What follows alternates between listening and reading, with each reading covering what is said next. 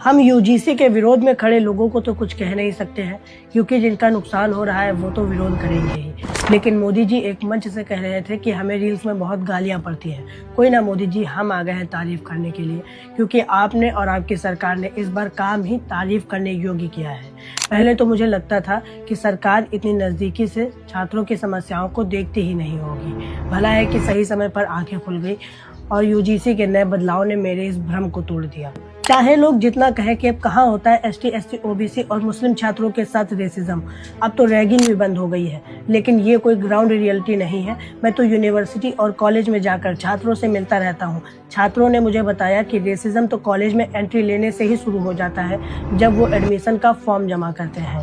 कुछ दलित छात्र तो बड़ी मुश्किल से माता पिता के अथक प्रयासों से आरक्षण का सहारा लेकर कॉलेज में एंट्री तो ले लेते हैं, लेकिन सवाल उसके बाद शुरू होते हैं कि किससे दोस्ती करें, कौन से टीचर ठीक है और कहां पर चुप रहना है ताकि निशाना न बने।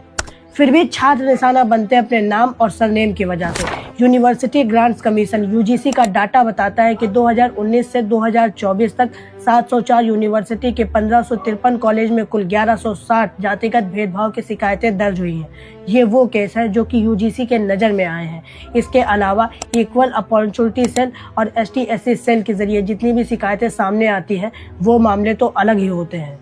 ये आंकड़े सिर्फ रिपोर्टेड हैं।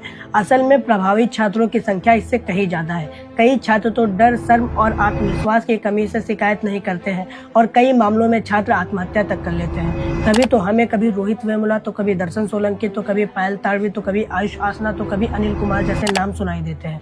ये मैंने वो नाम लिए हैं जिन्होंने जातिगत भेदभाव के चलते आत्महत्या कर ली है। मार्च 2025 में शिवम सोनकर, जो कि बनारस हिंदू यूनिवर्सिटी BHU के एक एससी दलित छात्र हैं, जो कि PhD में एडमिशन लेने के लिए संघर्ष कर रहे हैं। शिवम ने वाइस चांसलर के आवास के सामने 14 से 15 दिनों तक रोते हुए धरना प्रदर्शन किया था। ये 13 जनवरी 2026 को विश्वविद्यालय अनुदान आयोग यूजीसी की नई गाइडलाइन, जो कि समय समय पर स्थिति के अनुसार बदलती रहती है, इस बार यूजीसी का बदलाव इसका एक बड़ा लक्ष्य है। कुल मिलाकर भेदभाव को खत्म करना है, खासकर जाति आधारित भेदभाव को रोकना है। इसके अलावा और भी कई बदलाव हुए हैं।